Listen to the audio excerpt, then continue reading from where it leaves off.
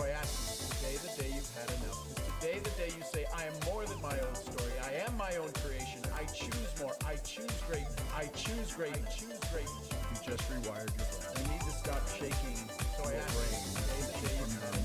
Today the day you say shaking in your brain is called self-talk.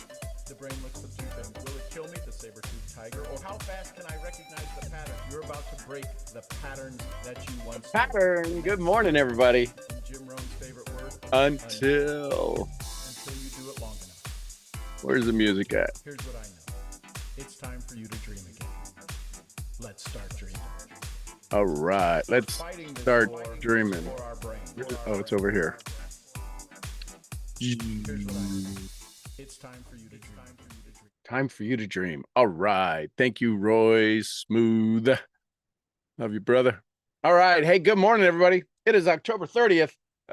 We're just around the corner from Halloween. I wonder if that's got a magnet in it. Does it have? Nope. That's interesting.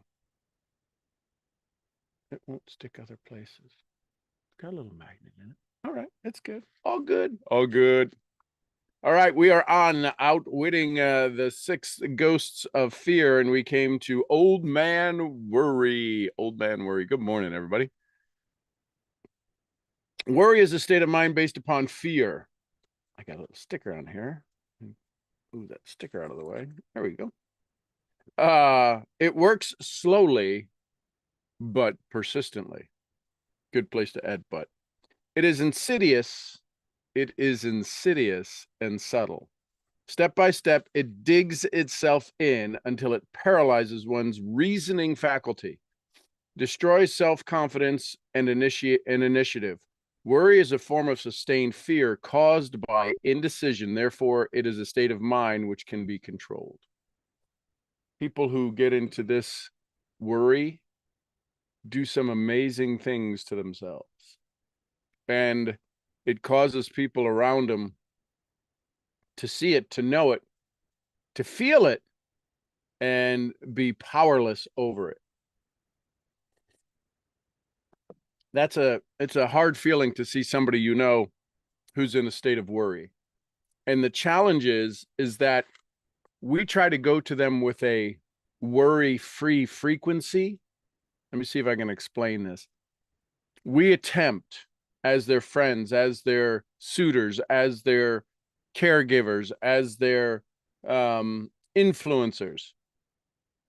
We go to their energy. We go into their world with this frequency of worry because we recognize it. Anything you recognize, you have to be in that frequency. Does that make sense? In order for you to understand the color yellow, right? Oh, there's yellow. In order for you to understand yellow, or in order for you to understand red, you have to understand the frequency of the thing you're looking at, the signal of the thing you're looking at. See, if somebody came to you and said, I don't know, the fear of your animal giving birth.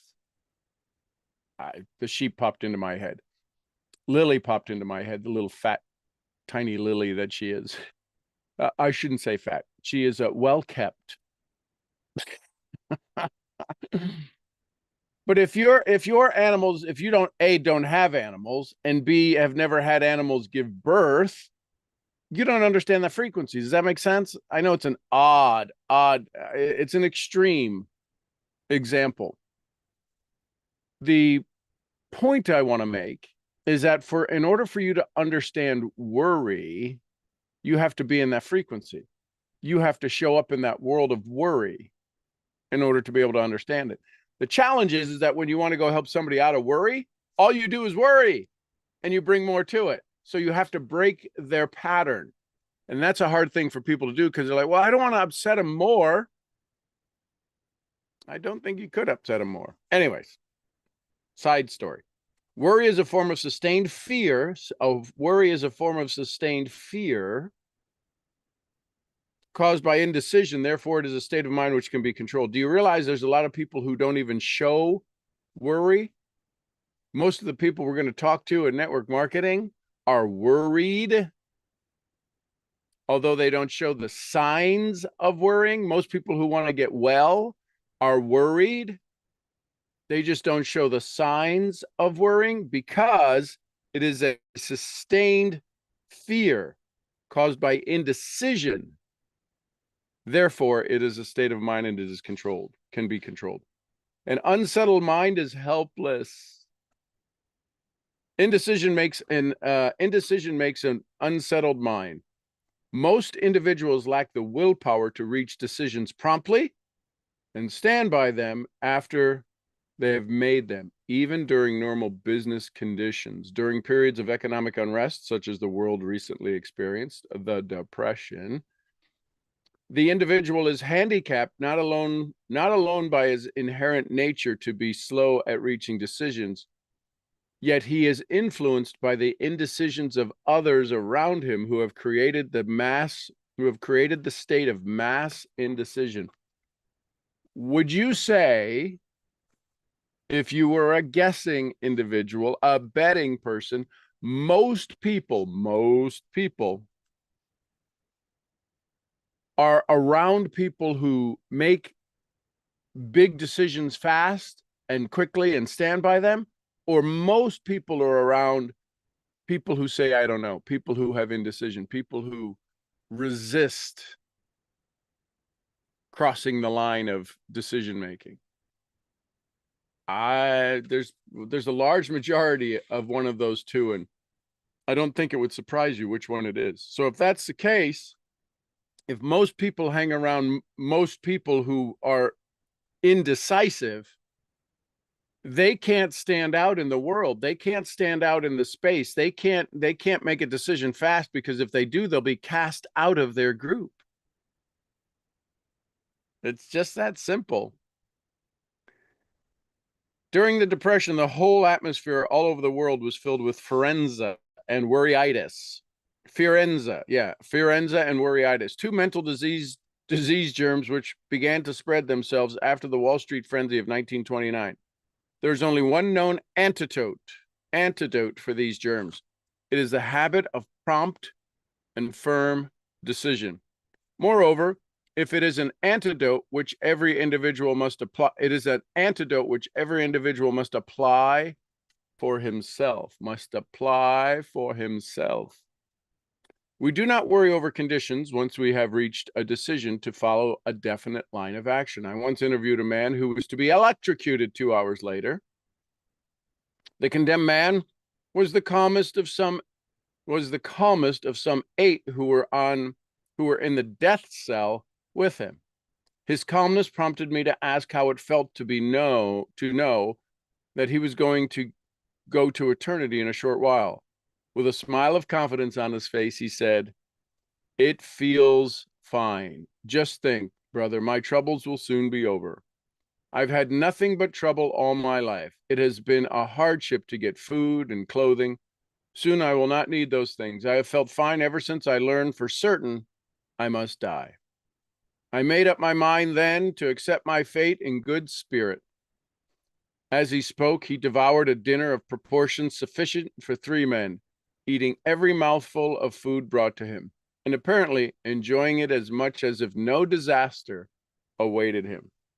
Decision gave this man resignation to his fate. Decision can also prevent one's acceptance of undesired circumstances.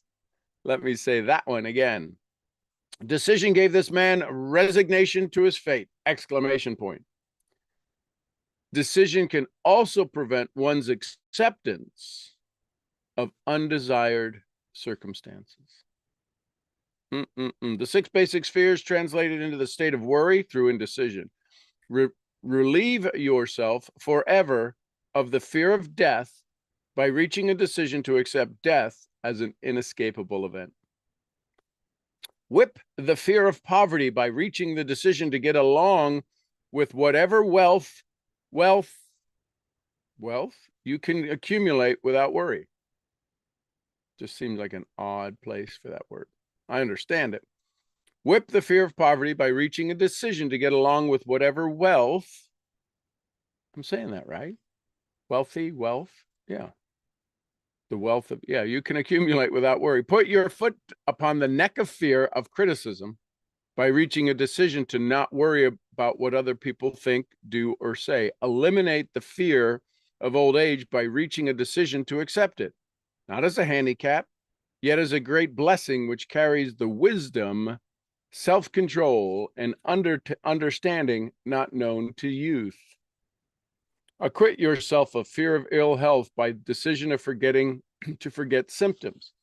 Master the fear of loss of love by reaching a decision to get along without love, if that is necessary. Kill the habit of worry in all forms by reaching a general blanket decision that nothing which life has to offer is worth the price of worry. With this decision will come poise, peace of mind, a calmness of thought which will bring happiness. A man whose mind is filled with fear not only destroys his own chances of intelligent action. Got to ask yourself, you may want to underline, circle that, highlight it, asterisk it. What are intelligent actions you can perform today?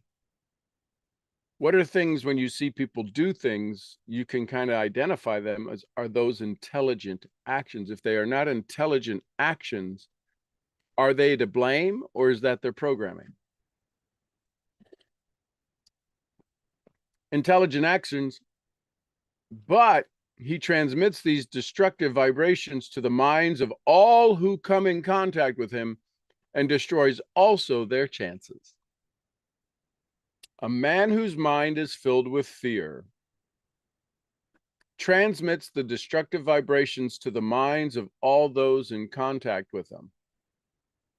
You want to know why most people struggle in network marketing?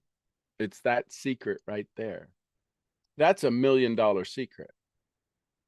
If you have any fear in your body, any fear in your mind, any fear in your presentation, and you are talking to a prospect, you are talking to somebody who is going to give their hard-earned time, their hard-earned income to you, do you think they're a little nervous about handing over their income, handing over their time?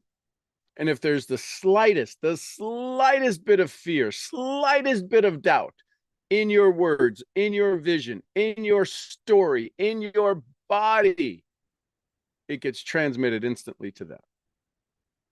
That's why 98% of the people struggle in sales, is they have a good script. Tell me what to say. Tell me what to say. Nobody says, how should I say that?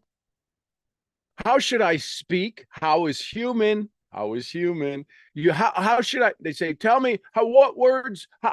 Give me a script. How do I say it?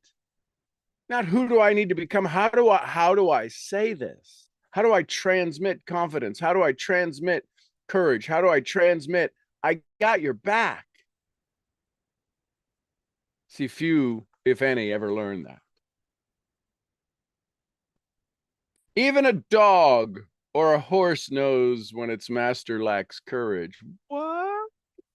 Say it ain't so. Moreover, a dog or horse will pick up on the vibrations of fear thrown off by its master and behave accordingly.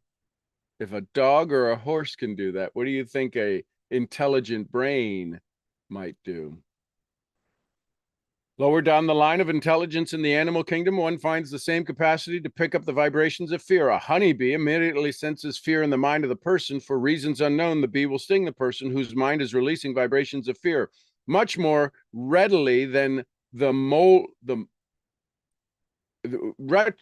much more readily than it will molest the person whose mind registers no fear. I've had honeybees. We had honeybees for a year. And it was the craziest thing. They said they could recognize faces. Honeybees can recognize up to 35 different faces. And they recognized mine. They would literally find me down here at the house, land on me, and take a little rest on my hand or on my pants. They would begin to recognize Michelle. They would come down to the back of the house, and they would take a little break if they were flying on their way back. And they recognize me. They go, oh, there's a safe place I could land. Literally, I would have 2 or 3 bees, and I knew they were mine because I recognized all 75,000 bees that we had. No, I didn't. But it's funny. I could go up to the beehive, and I could go without any gear on, and I could go inspect the frames. They never stung me. I got stung twice, and it's because I squished something. I grabbed him when I was grabbing a frame, and he's like, "Hey, what are you doing?" Ow! And his stinger popped out. Oh, yeah, worker bee, his stinger. The vibrations of fear. A bee will sting a person whose mind. Yes, the vibrations of fear pass from one mind to another just as quickly and as surely as the sound of human voice passes from the broadcasting station to the receiving set of the radio, and by the self same medium. Mental telepathy is a reality. Thought passes from one mind to another voluntarily, whether or not this fact is recognized by either the person releasing the thoughts or the person who picks up the thoughts. That's important for you to understand. It's important for you to hear. It's important for you to realize that no matter what you think you're presenting, there's a signal that's leaving. There's a signal. This is why Nest program is so important. When you send this signal out, they pick it up, regardless of whether you understand that happens or not, whether you recognize that you are literally sending the signal or not, it's happening. And you don't need to know how it works. It just works.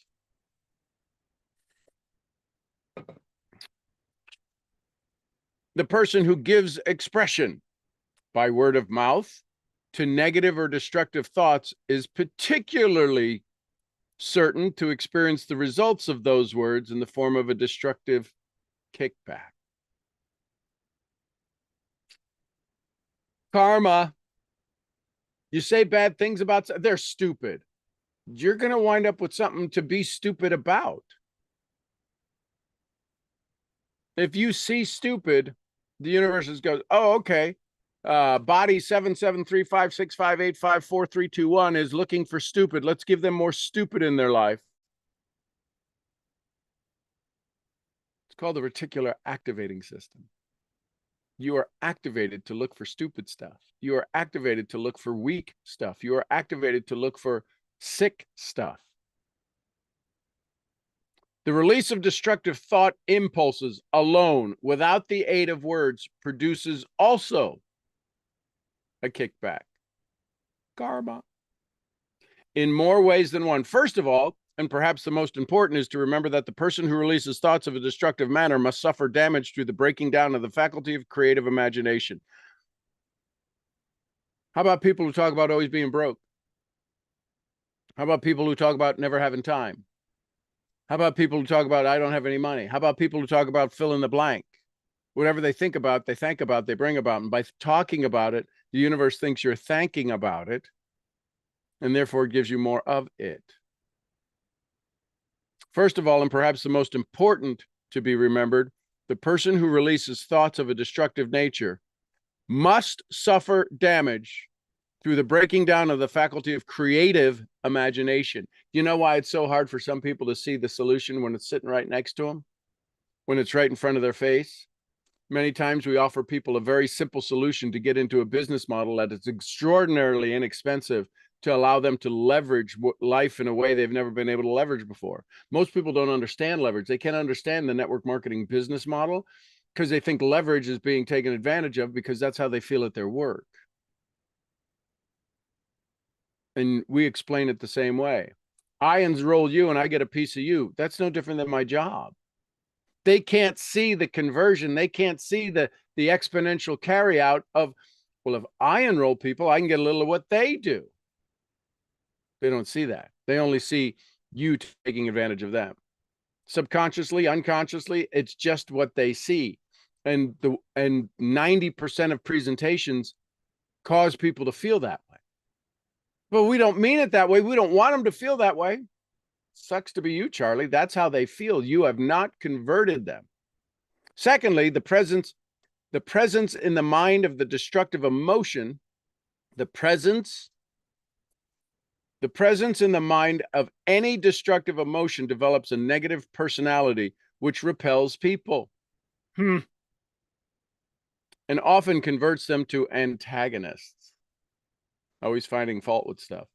The third source of damage to a person who entertains or releases negative thoughts lies in the significant fact These thought impulses are not only damaging to others, yet they embed themselves in the subconscious mind of the person releasing them, that they become part of his character. Ugh.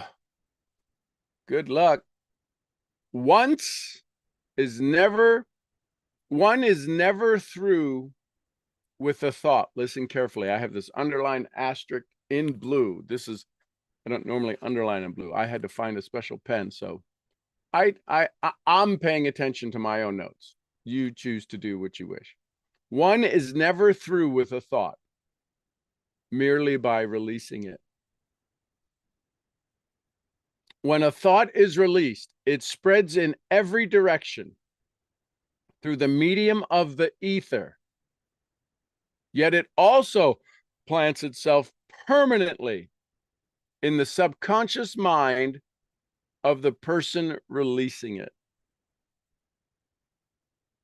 One is never through with a thought merely by releasing it. When a thought is released, it spreads in every direction through the medium of the ether, and it also plants itself permanently in the subconscious mind of the person releasing it. You want to know why? Psychology has told us why.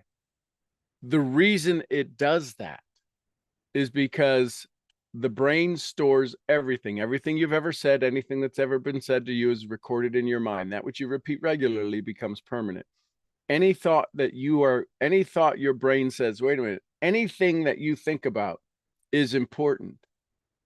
It's important because the brain looks for two things. Will this kill me, or how fast could I recognize the pattern?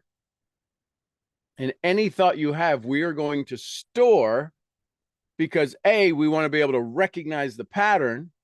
And if we recognize the pattern, then we can identify it as kill us, or do we have a pattern for it already? So this is how the brain fudges that. If you get close to something that you have a memory for, it goes, oh, well, this is one of those. And it may or may not be. Oh, this is just like that.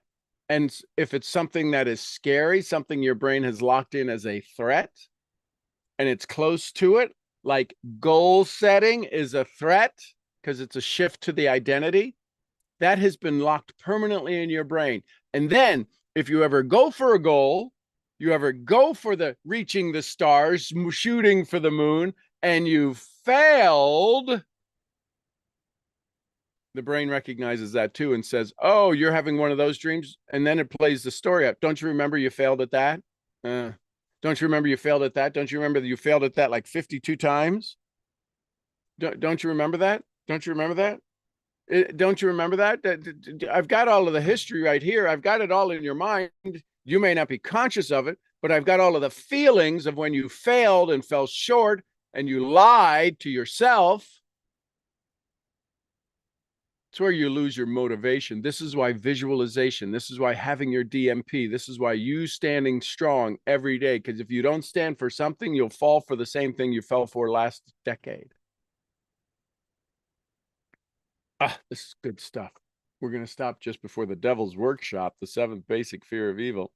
Your business life, presumably to achieve success. Your business in life is presumably to achieve success. To be successful, you must find peace of mind, acquire the material needs of life, and above all, attain happiness. All of these evidences of success begin in the form of thought impulses. Can't have anything you don't think about. You're not thinking about your next rank, not thinking about your next successful enrollment, not thinking about your next successful rank advancement, not thinking about your next 5 clients who come in to use your products, services, or tools. If you're not thinking about it, it can't happen. If you're like, well, I'll get to that when I can, if that it doesn't become an all-consuming frequency for you, this is why if you are attempting to separate your life from your business, good luck. This is why when you pick something that's big enough for you to focus on up here, the other things are part of it. If you're saying, well, I'm just going to be successful in my business, and you don't have an overarching and overreaching and all-consuming DMP that includes all of those, everything else in your life will suffer. And when those things suffer, they attack you for the thing you want to go for. Well, I'm doing this for you. They don't see it like that. Anybody ever been accused of that? Anybody know anybody ever been accused? Well, I did. Why are you? This doesn't make sense. Why? Oh, I'm doing this for you. Anybody ever have a response like that? Anybody ever say that to you? Well, I'm doing this for you. Are you really? You are. Yet you have not made your life. You have disconnected. That's why people say you got to have balance in your life. When you go for, I don't know how else I can express this. When you go for the most powerful thing, the biggest goal you've ever had in life, and you do it in an unbalanced way, you will create havoc and pandemonium and chaos at a level you've never experienced. Now, you can go after the same goal, yet if you have a definite major purpose in place, you will have space in there. See, most people have to go after these goals. They go after it with such ferociousness that everything else in their life dies. Yet, if you understand the law of attraction, if you understand visualization, if you understand what you think about and think about, you bring about, if you understand frequency and vibration, you can acquire the thing you want with half of the energy you think you need to go after it. The reason most people won't go after their goal is because they don't have enough enemies. You don't have enough stamina. I'll get it out. Because you believe you've got to do too much. You've got to go learn more. You got to go do more. You just have to become it. The reason that you think you got to go do more is because you're not becoming human with it. The only thing holding you back is becoming the person who is that at the arrival, at the destination of your riches. If you sit in that frequency and you show up in life, opportunities will show up, people will show up, income will show up.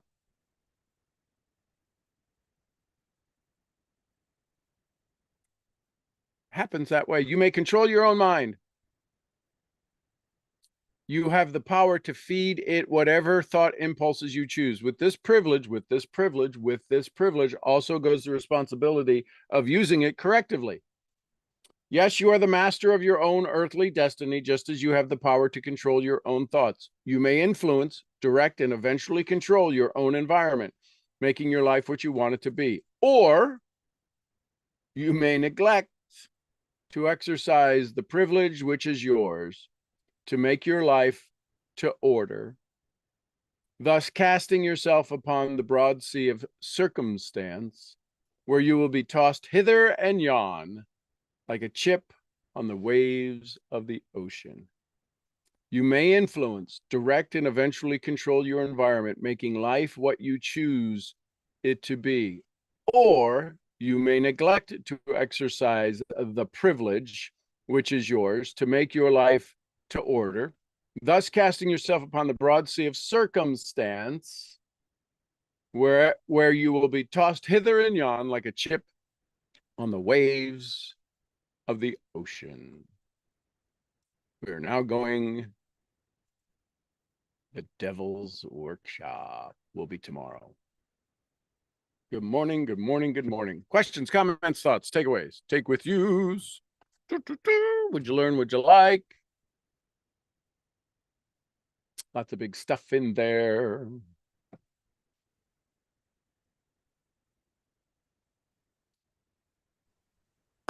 Good morning, Sean. Good morning, Selka. How are you this beautiful morning? Oh, it's standing. It doesn't get any better than that. Okay, well, this was definitely very insightful this morning.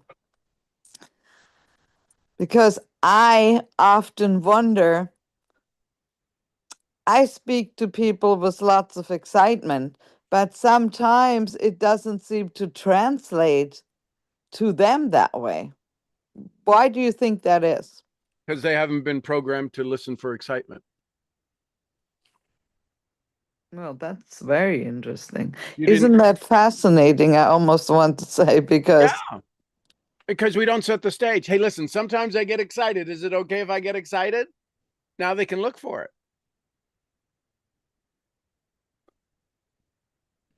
How many times have we got, it's called, the phenomenon in psychology is called intentional blindness.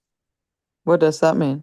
Intentional blindness is when we go in and we open the spoon drawer, the big spoon drawer, and we're looking for the big spoon, and the big spoon isn't in there, and somebody goes, I put it in the drawer, I just took it out of the dishwasher, it's in the drawer, and you're like, I don't see it, and they go over and they pull it out, and you're like, that wasn't there 2 seconds ago.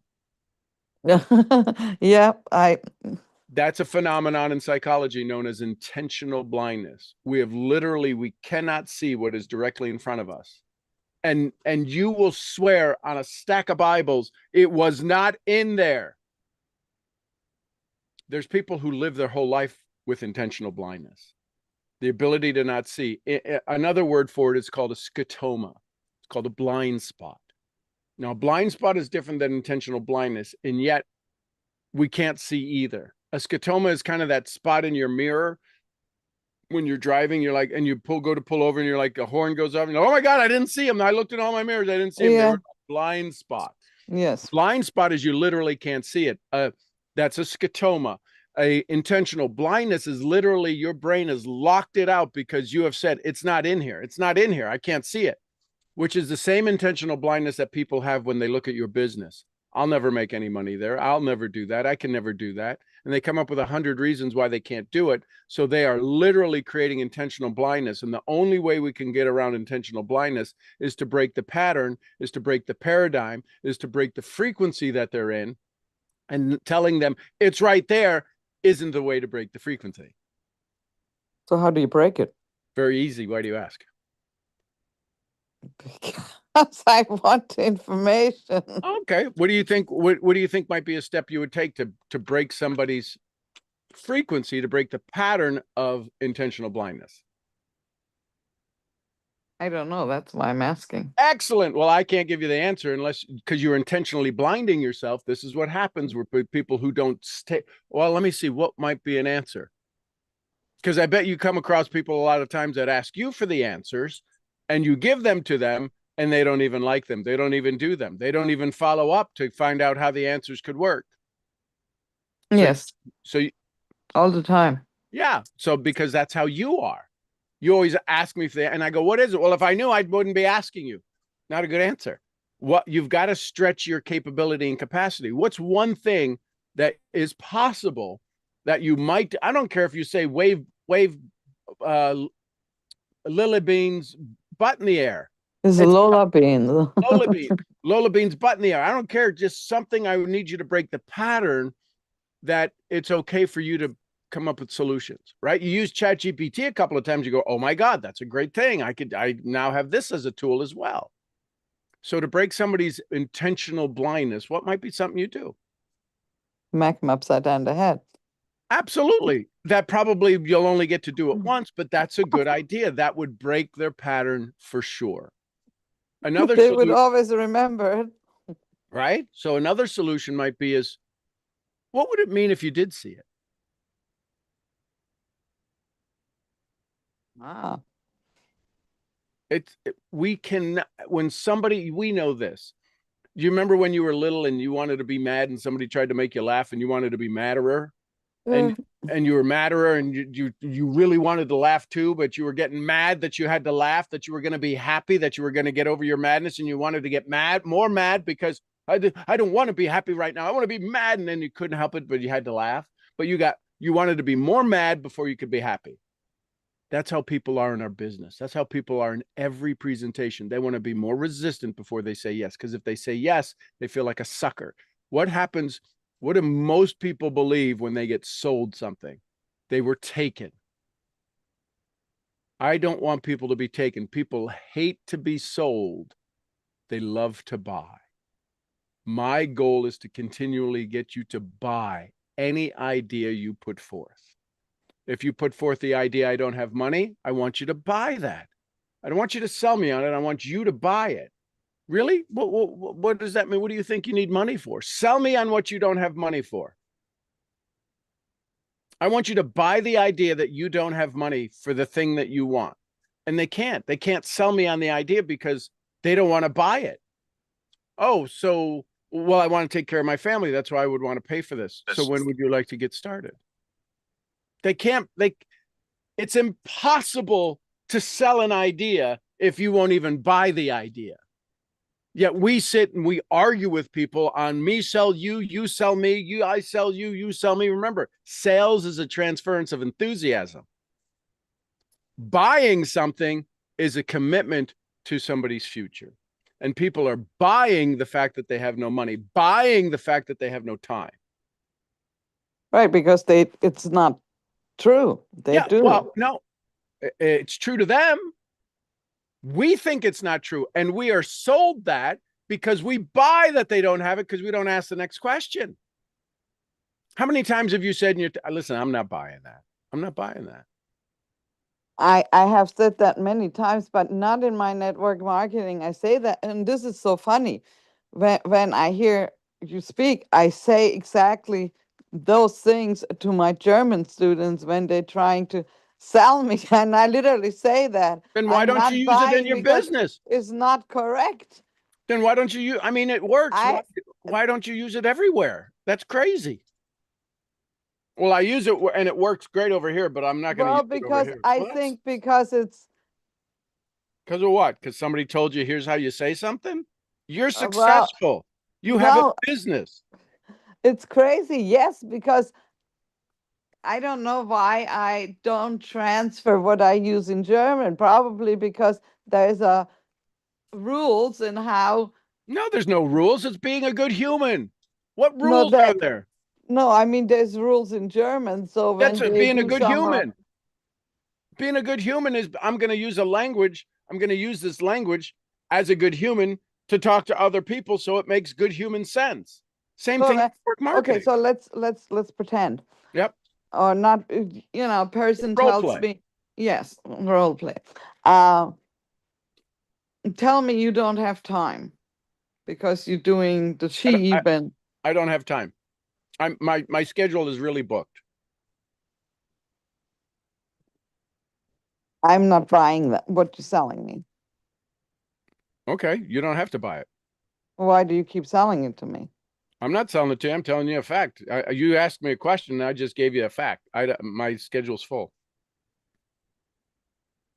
See, now you're arguing your point. Right, but see, in my German business is different. When they're telling me something, and I tell them, stop selling that to me because it's not correct. I'm not buying it. So, right, because that you're selling based upon the rule of German. Right, exactly. And it's a lot different when you're selling it to me on the rule of being a human. Yes, so how can I So tell me you don't have time. I don't have time. I have a horse, I have a dog, I have several businesses, and I also like to keep my friends. Listen, I love that. What if you got more friends who had more money? All my friends have a lot of money. Okay, that was an interesting answer. What if you had more friends who had more money than your friends? Or do you think there's people out there who have more money than your friends? Yes, like for instance, what's his name? Musk has more money. Sure. What if all of a sudden your business allowed you to start to hang around people with more money and could do more things and easily could invest in businesses? Well, I always welcome that. Awesome. So would it be okay if you found a business model that would open you to that opportunity? Yes. Do you believe it's possible? Oh, everything is possible. Awesome. Interesting answer. Do you believe it's possible? Not everything is possible. Yes, I agree. Yes, I do believe that it is possible. Awesome. Have you found a business model that would offer you the opportunity to meet more people who have more money to do more things? Yes. You have? Well, yes, I do. Okay. Yes. Are you leveraging it to your fullest extent? No. Okay. So would you like to learn how to leverage that better? Yes. Awesome. We should work together. Yeah, see, it's like you have, and I have that in my German business. I But stop know that. saying that. You have it in all your businesses. What you are setting up is that, well, my German business, I do well, but over here, I just suck. I'm not going to use any of the tools over there. I would encourage you to refuse to say, well, I do that over there, but I don't do it over here, because that's the only alternative. Say, you know what? I'm successful in my German business I'm going to begin to incorporate that in all my conversations. Don't keep saying that there's this fine line between, well, I do it over here and that works, but I don't do it over here. I know you're not saying I don't do it over here. You keep saying I do it over here. The result is that you don't do it over here. So just say, you know what? I have tools that I use in my German business. I'm going to begin incorporating in all my businesses. And watch what happens. All of a sudden, you'll start to have these ideas. You'll start to have these phrases. And you could say in your other businesses, say, listen, you know, in my German business, if you were a German student of mine, I go, I'm not buying that. Well, If you were my German student. That's a good that's why people pay me. I got good ideas. well, yeah, that's why I keep coming. But somehow when I try to think of what would Sean say, it's a challenge. I do not want to say Well, it's a struggle. it is a challenge because it's a new way of doing something really easy. And also with my German students, they already paid, they're already in. So it's Right. different. It's different than Okay, so here's the psychological the psychological thing. Yes. Here they've paid, and now here's this is key. This is huge. I hope I get this across. Now, when they've paid, you are committed to providing them massive value. Yes. And you can argue with them that what they're doing is giving them minimal value compared to what, if they followed the rules, the massive value that you enrolled them in. German. Network marketing, you said the word, they're not in yet. What if you showed up what if you treated the conversation? See, I don't do prospecting. I don't do prospecting. I don't do prospecting. I don't go, well, let me have a conversation. Let me see if I can see if they're interested. I'm going to teach them how to go build a business, not how to get started. I teach them what it is they need to do in step one in the prospecting conversation. I say, listen, can we agree that if you're going to get started, if you want to change in your life, can we assume for the sake of our dialogue that you're already in? Can I have a conversation with you of what the next step is once you're in, so that you don't come to me on Tuesday and go, okay, I'm in now. Now what do I do? I think it's not good use of our time. Could I have a dialogue with you right now that says you're in? Of course, you're not yet. You haven't signed anything, but have a conversation that says you're in. Here's what you do next, so that when you do get started, you could hit the ground running. Would that be okay? I'm not wanting to get them in. I'm wanting to teach them how to create an income. If I can get them their check in the first week, they're in. They're locked in. The challenge is they get started and then they spend 2 weeks before they go, okay, how do I make money? Their credit card bill comes due for their auto ship. Their save and subscribe comes true before they ever get started, and they quit.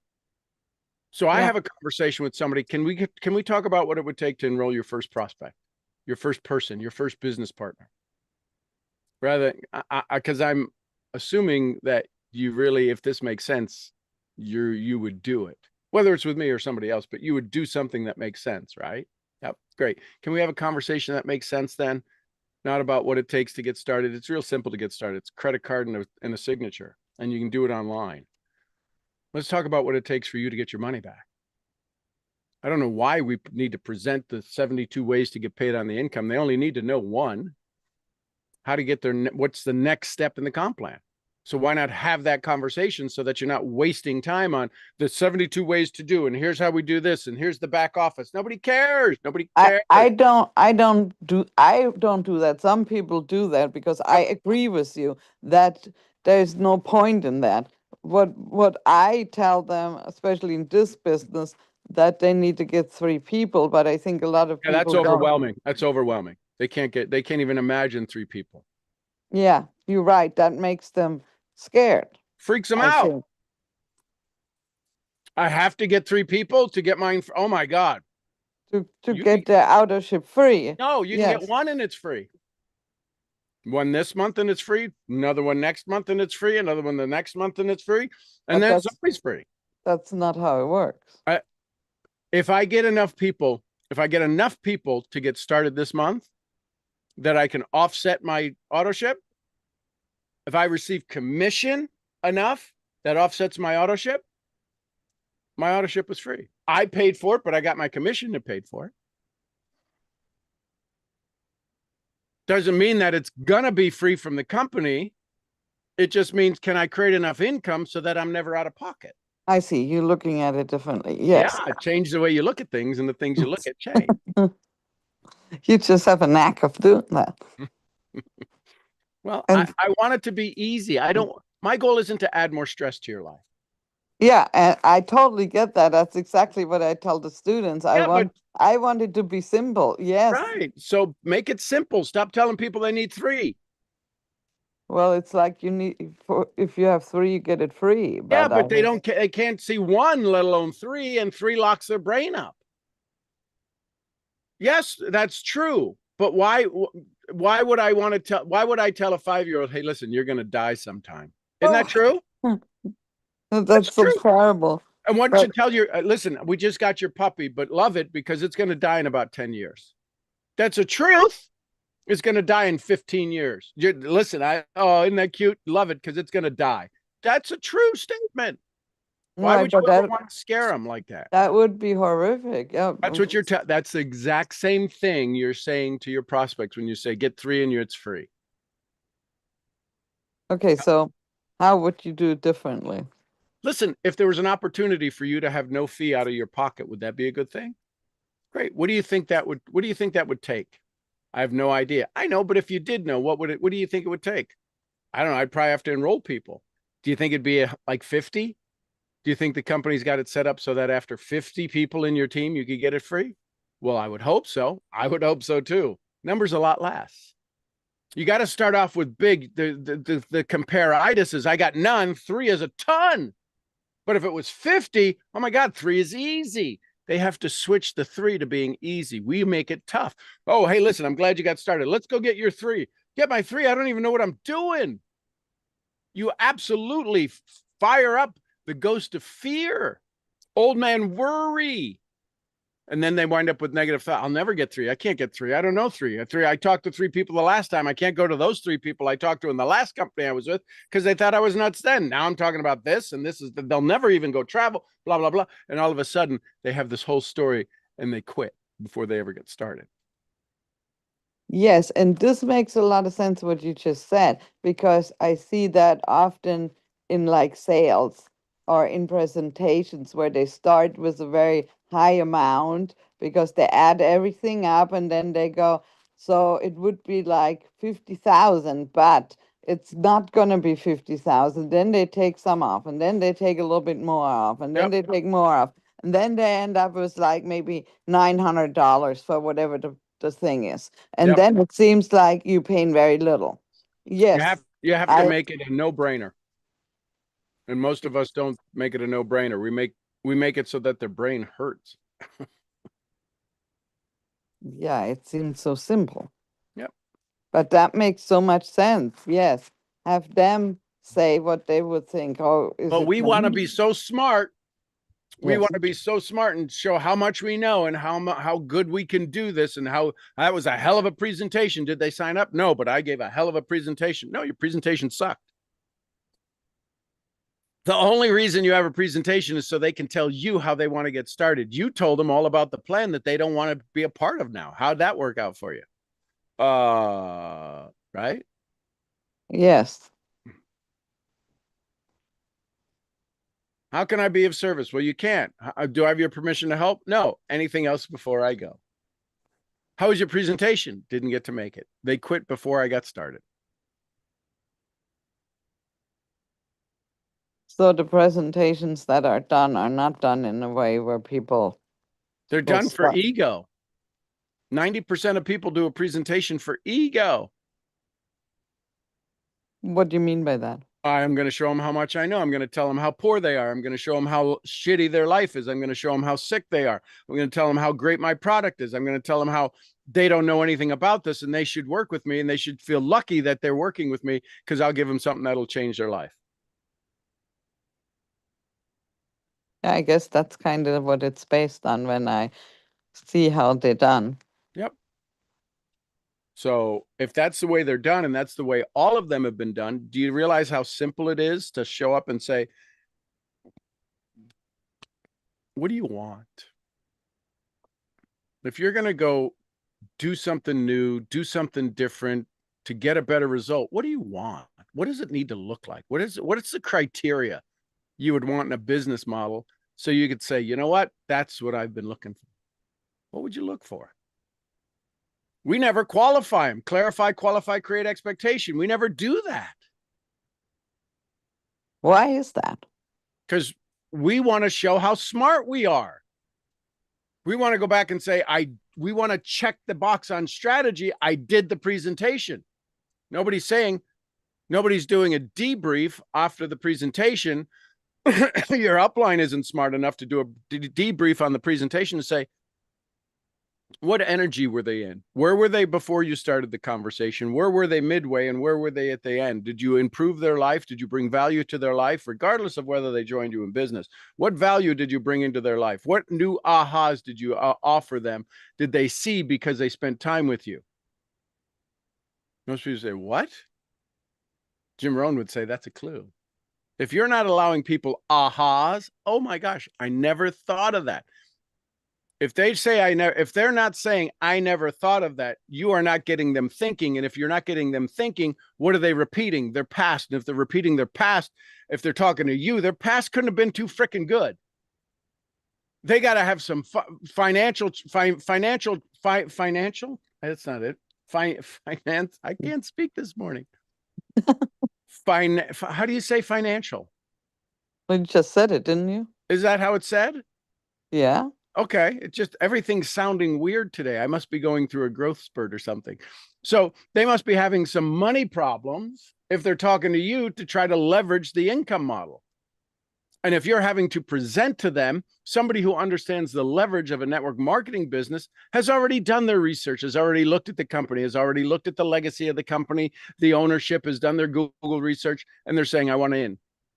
Somebody who understands business, entrepreneur, would show up and say, teach me how to sign up. And what's the biggest package? I looked online. I saw the comp plan. The biggest package gives me this. Great. Let me get started. The presentation is 5 minutes for an entrepreneur. And we call too many people entrepreneurs who can't spell entrepreneur. Well, yes, that's true. But yeah, I mean, many people come from 9-to-5 jobs. Sure. And so they already do a 9 to 5 and they think this is another 9 to 5. They ain't got another 9 to 5. They only got one 9 to 5. So now you're cutting into their free time. Well, how much is your free time paying you? I'm guessing it's free.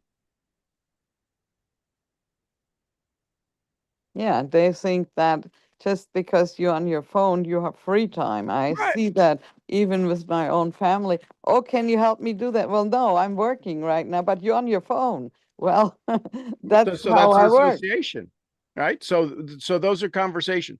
You could ask people, hey, listen, what devices do you think you would need in your life to create a 5-figure a month income?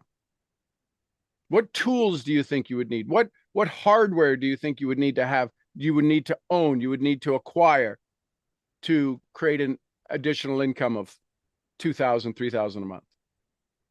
I have no idea. Awesome. If you did know, what would it be? Do you think you need to buy a new computer? Well, I hope not. Do you think you need to get a second phone? I don't know. Would I? See, if they don't have the answers, if they don't realize that they have all the technology already in their hands, Their brain is thinking, I've got to start a new business, which is a brick and mortar business, because they've never owned a digital business, or every digital business they've ever owned has failed miserably. And they've never realized they already had the tools. We never ask these questions. It boggles my mind. Well, and yes, you're very right. People think like that. I was talking to a person that travels a lot, and I was saying we're in 150 countries. So and this person said, "Well, I travel in Asia, but those people are so poor they don't have the means to do that." And I said, "Well, when you travel in Asia, do you see people there that still have one of those flip phones, or do they have a smartphone?" Well, the answer was they have a smartphone. Well, if they have a smartphone, they have everything they need. Well, Oh, I didn't think about that. the question is, the question that might serve better is if they travel a lot in Asia, and where was the poverty at? People are poor in that country. Where was Was somewhere, well, okay. probably somewhere in Asia. The Okay. person likes to travel the offbeat paths, I think. Okay. So my question to them is, hey, listen, understanding international business, where do most US based companies want to expand their business into? Poor countries. Asian market. Because there's a lot of people who understand discipline and have success of what it takes to become successful. Here we're kind of lazy. And so if you go to Asia, I would be jealous of you of how big you could build your business. Yeah, because you are very right. I had this guy tell me the other day that he built a business of 600,000 in Asia. Yep. So the point is that every time, regardless of whether they can see it or not, we are activating the ghost of worry because we're speaking a new language. We're asking them to translate what they currently understand into a new language of success versus fear versus failure versus can't do it. So the active ghost of fear, the active ghost of worry shows up in people, and they worry, what if I get it wrong? And that's what we have to become fully aware of, is that whether we're talking about somebody getting healed or getting healthy or getting rich, people worry about the opposite. I worry about getting sicker. I worry about becoming poorer. Do you think that's just a phenomenon in US? No, that's global. That's human nature. Because human what nature. I'm really surprised at, as you were just saying, so most of the top spots in the leadership on the leadership board in my company are people, and this is crazy, are people from, well, the part South Korea isn't so crazy, but Mongolia. Which most people wouldn't say, oh, I got to get on a plane to go to Mongolia to build my business. Well, so these people in Mongolia, and this may sound dumb of me, I don't really know anything about them, but they like in number 1 and 2 spot. Yep. And well, first mover advantage, right? They might have been first with the company, so that's a good thing too. The point is that there's successful people everywhere. There's successful people within 5 miles of you that could outrank every one of the people at the top of any company. Within 5 miles of any of us. 5 miles of where I am in Shirley, that takes me to Walmart. But there's people here that are wildly successful. They're just hidden. They're choosing to stay hidden. They don't know they're being hidden. They don't know to look for this. How many times have we watched people go from zero to hero because they said, I never knew this model. This is the first time I've ever been in a company like this. This is the first time I've ever used network marketing as a business model. I always thought it was a scam. That was me for 15 years before I got started in the business. I always was a customer for 15 years to all of my clients. Oh, you need some of this product. Yeah, I got enough. I think I still have soap from Amway from 30 years ago. So my point is that when we look at the ghost of fear and the ghost of worry that we just spent the morning reading about, we are activating the ghost of worry in everyone we speak to.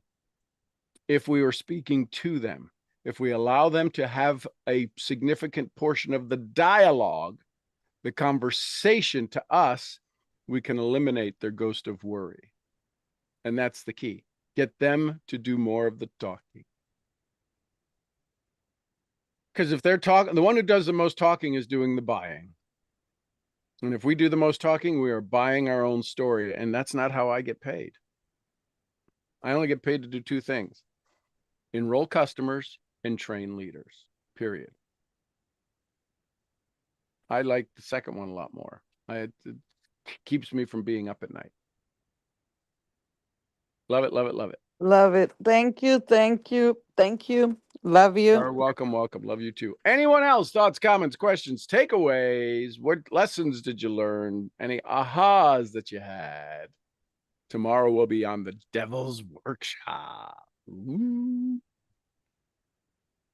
Which is probably the lead into outwitting the devil. Okay. I love you tons. I hope today brings you great joy, great happiness, and that you understand you are going to make a decision to reduce the ghost of worry in all those you speak to. I'm your head brain training. Get the ghost of worry out, Misfit. I'll see y'all where? The next event. At the next event. Somebody give me some Costa Ricas. Pura Pura vida. Vida. We love you, Mark. And some Lydias. peace Peace be be with us. with Peace us all. be with us all. And the queen of helping you outwit the ghost of fear and worry, Jessie Lee Ward. Awesome. Bosley, we love you, girl. All right, everybody. Oh, and a little white fluffy. Gurgly, gurgly, Gurgly, gurgly. We love you, Fee. All right, everybody, go have some fun today. It's gonna be 39 here tonight. Chilly Willy Willy. We love you It's tons. going to be 90 here today. Outstanding. I love it. Thanks, everyone. Thank you. Thank you, Sean. Love you all. Bye for Have now. a great day. You guys.